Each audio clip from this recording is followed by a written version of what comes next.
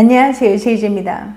오늘은 겨울철 로맨틱한 데이트를 즐기는 방법 5가지에 대해서 말씀드려 볼게요. 구독과 좋아요, 알림 설정까지 해주실 거죠? 그럼 바로 시작할게요.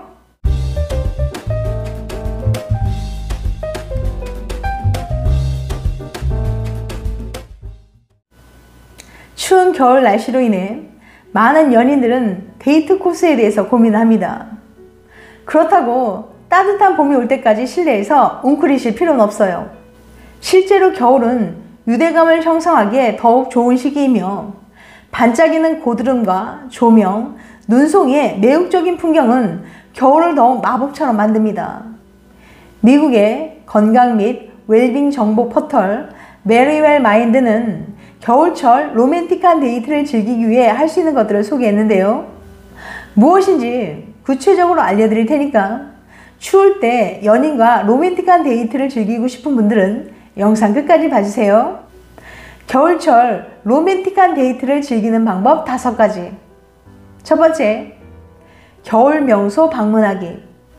포천의 허브 아일랜드, 잠실의 루미나리에, 더 현대의 크리스마스 빌리지 등의 명소는 아름다운 크리스마스 장식으로 가득합니다. 캐롤이 흘러나오고 불빛들이 반짝거리는 겨울 명소에서 연인과 사진을 찍고 데이트를 즐긴다면 잊을 수 없는 아름다운 추억을 남길 수 있을 겁니다. 두 번째, 아이스 스케이트 타기. 겨울철 데이트 코스로 빼놓을 수 없는 스케이트는 진보할 수 있습니다. 그러나 얼어붙은 링크장에서 서로를 부둥켜 안고 손을 잡고 이끌어주기에 더욱 돈독한 사이를 만들어주는 것은 확실해요. 세 번째, 클래스 등록하기. 추위를 피해 실내에서 즐길 수 있는 이색 데이트 중 하나는 클래스에 등록하여 함께 무언가를 배우는 겁니다.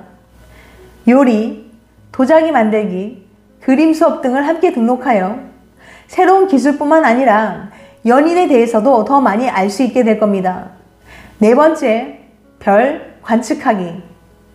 도시를 벗어나 별을 바라보며 연인과 편안한 저녁 시간을 보내는 건 어떤가요? 밤하늘의 풍경은 경이로움을 불러일으킨과 동시에 평화로운 환경을 조성하기 때문에 연인과 솔직한 대화를 나눌 수 있습니다. 다만 날씨가 춥기에 충분한 옷과 담요, 따뜻한 음료를 준비할 것을 권합니다. 5번째, 겨울바다 보러 가기. 여름 바다는 청량하고 시원한 느낌이라면 겨울 바다는 감성적인 매력이 있어요. 겨울의 바다는 인적이 드물기 때문에 사랑하는 연인과 단둘이 파도 소리를 들으며 바닷가를 산책하기 좋습니다. 연인은 80에서 90%가 서로 비슷한 사람들. 여러분의 연인이나 배우자는 여러분과 얼마나 공통점을 가지고 있나요? 사람들은 일반적으로 학력, 지능, 정치적 성향 등 특성이 비슷한 이성과 교제한다는 연구 결과가 나왔습니다. 반대가 끌린다는 통념보다는 끼리끼리라는 옛말이 더 맞는 셈이죠. 미국 콜로라도 볼더 대학교 타냐 호로비츠 박사는 대규모 인원의 건강 정보를 수집하는 영국의 바이오뱅크 프로젝트를 통해 약 8만 쌍의 남녀 커플을 분석한 결과 이런 결과를 얻었다고 밝혔습니다. 이번 연구는 국제학술지 네이처 인류 행동에 2023년 8월에 게재되었는데요. 호로비츠 박사는 연구팀은 먼저 1903년부터 최근까지 커플들의 특징을 다룬 200여 가지의 논문을 분석해서 커플들이 서로 비슷한 특성을 가질 확률이 높다는 결과를 냈습니다. 이어 대규모 데이터를 기반으로 이를 뒷받침할 수 있는 양적 연구를 진행했어요.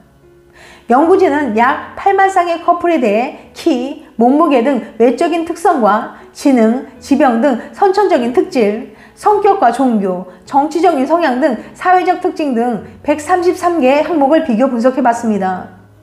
연구 결과 커플들은 다양한 종류의 비슷한 특성을 공유했어요. 교육 수준이나 IQ가 비슷했고 정치적, 사회적 성향뿐만 아니라 개인적인 선호도 비슷한 방향으로 쏠렸어요.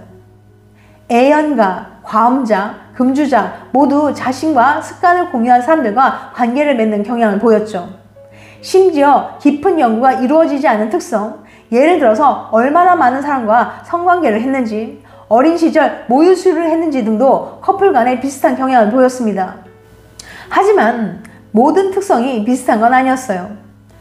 키, 몸무게, 병력 등은 상관관계를 보이지 않았고 외향적인지 내향적인지 여부도 커플이 되는데 영향을 미치지 않는 것으로 나타났습니다.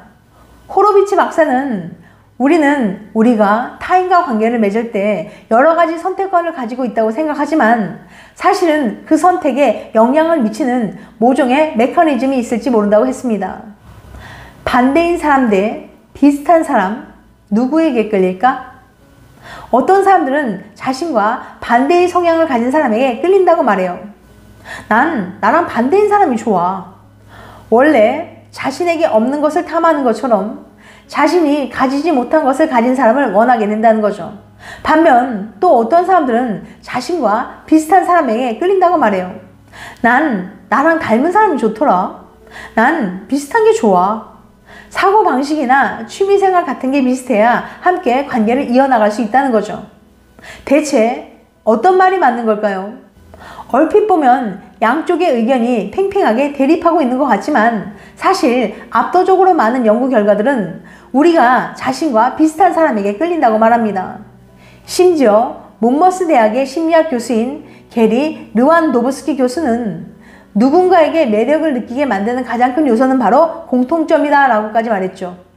가치관, 좋아하는 거나 싫어하는 것, 성격, 흥미, 취미, 배경 등 이쯤 되면 자신과 비슷한 사람에게 끌린다는 게 아니라 자신과 비슷할수록 매력을 느낀다고 말해도 과언이 아닐 정도예요. 이러한 공통점의 힘은 단지 서로에게 매력을 느끼게 하는 것에 그치지 않고 이후 연애를 하는 데에도 큰 역할을 하는데, 예를 들어 처음 사랑에 빠질 때는 삶의 태도나 생활 방식이 비슷한 게 중요하지만 관계가 진전될수록 두 사람의 성격이 비슷한 게 안정적인 연애에 도움이 된다는 연구 결과가 있습니다. 또한 성격이 비슷한 부부일수록 더 만족스럽고 행복한 결혼 생활을 유지한다는 연구 결과도 있죠. 심지어 연애 만족도가 높은 커플일수록 자신들이 더 비슷하다고 생각할 확률이 높다는 연구 결과도 있습니다. 이쯤 되면 자신은 그렇지 않다고 생각하는 분들 계실 거예요. 지금 자신과 반대 성향을 가진 사람과 연애를 하는 중이거나 그런 사람을 짝사랑하고 있을 수도 있죠. 그렇다면 다음 질문들에 한번 답해 보세요. 두 분의 나이 차이는 얼마나 나나요? 학력은 얼마나 차이가 나죠? 대화는 얼마나 잘 통해요? 사는 곳은 어떤가요? 얼핏 보기에는 나와 상대방의 차이가 도드라져 보일 수 있지만 두 사람을 둘러싼 모든 것들에 대해 하나하나 비교하다 보면 차이점보다는 비슷한 것들이 훨씬 더 많다는 걸 알게 될 거예요. 사실 곰곰이 생각을 해보면 진짜 나와 반대되는 사람과 연애를 하는 건 아주 힘듭니다. 예컨대 독실한 기독교 신자에 스포츠를 좋아하고 항상 부지런해서 집에 좀처럼 붙어있지 않은 사람이 철저한 무신론자에 내향적이며 스포츠 보는 것도 즐기지 않는 사람과 오랫동안 행복한 연애를 할 수 있을까요? 아마 쉽지 않을 거예요. 물론 그렇다고 모든 사람들이 자신과 똑같은 마치 클론 같은 사람만 좋아한다는 거 아니에요. 한 연구에 따르면 성격의 경우 자신과 보완되는 성향을 가졌을 경우에도 연애 만족도가 높을 수 있다고 합니다. 단 여기서 주의할 점은 보완된다는 게 반대를 의미하는 건 아니라는 점이에요. 그보다는 서로의 성질이나 성향이 톱니바퀴처럼 잘 맞물려 있는 것에 가깝죠. 지금 연애를 하고 있다면 나와 상대방의 비슷한 점을 한번 찾아보세요. 생각보다 꽤 많다는 걸 알게 될 거예요. 만약 지금 괜찮은 연애 상대를 찾고 있다면 나와 비슷한 점을 가진 사람을 눈여겨보세요. 좋은 사람을 찾는 방법 중 하나임은 틀림없답니다. 지금까지 겨울철 로맨틱한 데이트를 즐기는 방법 5가지에 대해서 말씀드렸어요. 다시 한번 요약해드리면 겨울철 로맨틱한 데이트를 즐기는 방법 5가지. 첫 번째, 겨울 명소 방문하기. 두 번째, 아이스 스케이트 타기. 세 번째, 클래스 등록하기. 네 번째, 별 관측하기. 다섯 번째, 겨울바다 보러 가기. 다음엔 더 재밌고 유익한 영상을 찾아뵐게요. 끝까지 시청해줘서 감사합니다. 다음에 또 봬요. 안녕.